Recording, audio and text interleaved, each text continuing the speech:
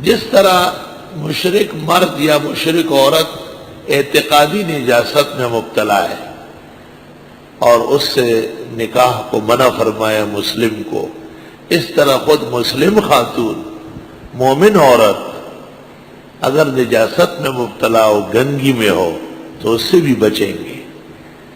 جیسے حائضہ، نفسا، حائضہ اور نفسا یہ ظاہری نجاست میں مبتلا ہے، تمام امور کے باوجود ما تحت الاسفل ان سے استمتاع ممنوع ہے۔ وَيَسْأَلُونَكَ عَنِ الْمَحِيضِ، یہ پوچھتے ہیں آپ سے حالت حیض کے بارے میں۔ محیض یہ مصدر میمی ہے، حیض کے معنی میں ہے، جیسے مقیل قیلولے کے معنی میں ہے۔ قُلْ هُوَ أَذًى، آپ فرمائی ہے یہ گندی حالت ہے۔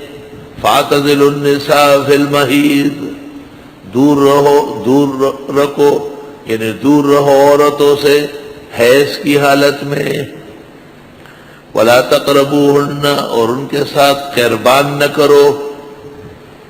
قربان هو الاستمتاع ما تحت الازار وتحت السرة، وأما القربان في الفوق فيجوز لمن له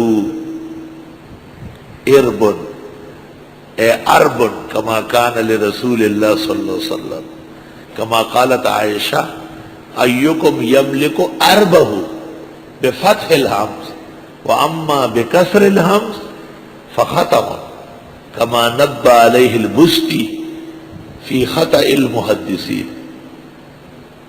أيكم يملك أربه كما كان يملك أربه رسول الله صلى الله عليه وسلم، أي حاجته وشهوته۔